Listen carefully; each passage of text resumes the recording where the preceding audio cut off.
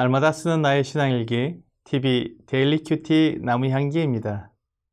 오늘은 1월 24일 화요일입니다. 오늘 함께 묵상할 성경 본문은 로마서 8장 26절에서 30절입니다.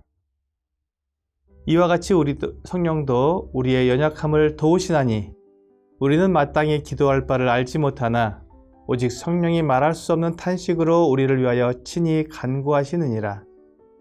마음을 살피시는 이가 성령의 생각을 아시나니 이는 성령이 하나님의 뜻대로 성도를 위하여 간구하심이니라.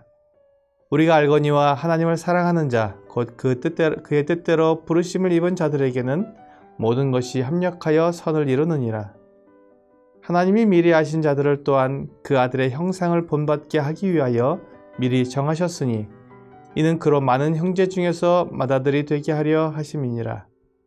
또 미리 정하신 그들을 또한 부르시고 부르신 그들을 또한 의롭다 하시고 의롭다 하신 그들을 또한 영화롭게 하셨느니라.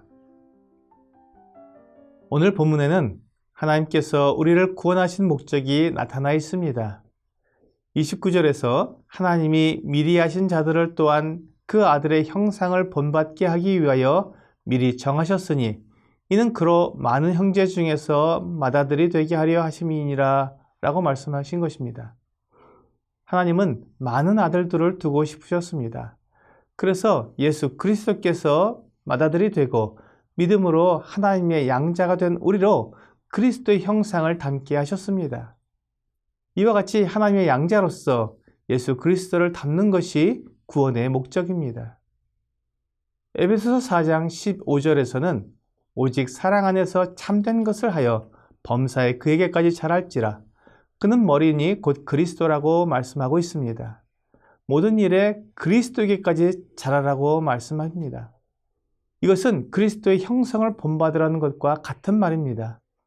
하나님은 우리가 주 예수님과 같이 되기를 원하십니다. 그래서 우리의 연약함을 성령께서 도우십니다.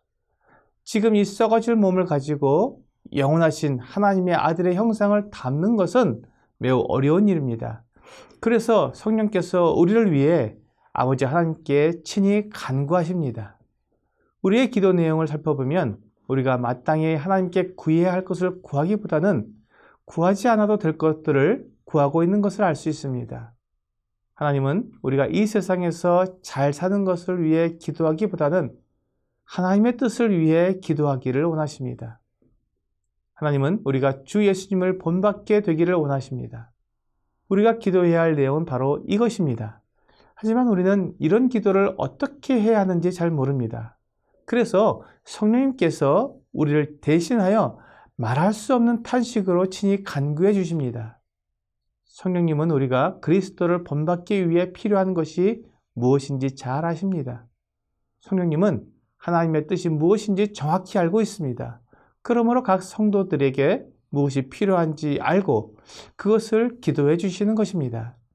이렇게 성령님의 인도하심 속에서 예수 그리스도를 본받는 삶이 구원받은 성도의 삶입니다. 하나님은 그리스도인의 삶을 처음부터 끝까지 인도하십니다. 하나님께서는 우리를 불러주신 분이십니다.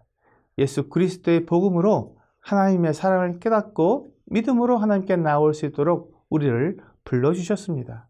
뿐만 아니라 모든 것이 합력하여 선을 이루게 하십니다. 하나님은 구원받은 성도들이 이 세상에서 겪게 되는 모든 일들, 그 안에는 기쁨과 즐거움만 있는 것이 아니라 고난과 고통, 괴로움과 슬픔 등이 있게 됩니다. 앞에서 계속 말해온 것처럼 우리가 양자의 영광을 얻기 위해 고난을 받게 됩니다. 이런 고난을 포함한 모든 일을 통해 하나님은 우리에게 선을 이루어 주시는 분이라고 말해주고 있는 것입니다. 우리말 개역성경은 지금 어렵게 보이는 일들이 결국은 다 잘 될 것이라는 말처럼 보이지만 그것보다는 하나님께서 우리가 당하는 고난과 어려움을 통해서도 결국 우리에게 가장 좋은 것인 구원을 이루기 위해 협력하신다는 말입니다. 하나님께서 계획하시고 부르시고 또한 모든 일을 통해서 결국 우리를 구원하시는 하나님의 완전하고 치밀한 은혜를 깨닫게 해주고 있습니다. 30절에 미리 정하신 그들을 부르시고 부르신 그들을 또한 의롭다 하시고 의롭다 하신 그들을 또한 영화롭게 하셨다는 말씀이 하나님께서 선을 이루어 가시는 모습을 우리에게 보여주고 있습니다. 하나님은 우리를 의롭게 하시는 칭의까지 인도하시는 것이 아니라 그 이후에 예수 그리스도를 닮는 영원한 상태까지 인도하고 계십니다.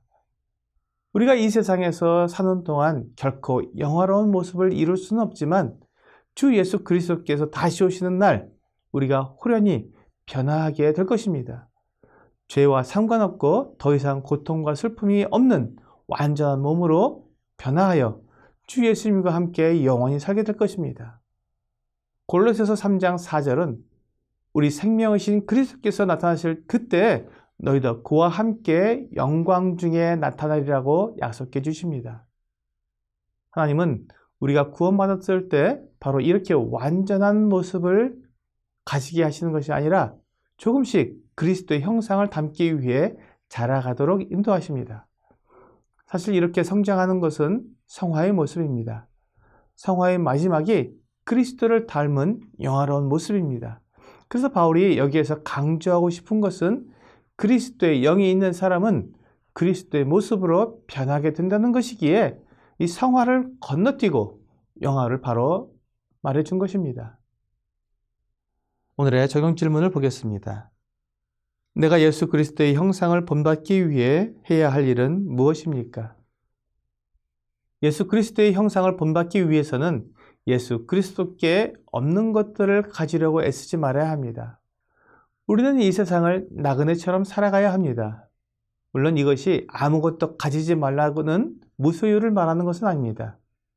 예수 그리스도라면 어떻게 했을까라는 질문을 늘 마음에 두고 무엇을 결정할 때 스스로 물으며 주님을 닮기까지 성장하는 것이 필요할 것입니다.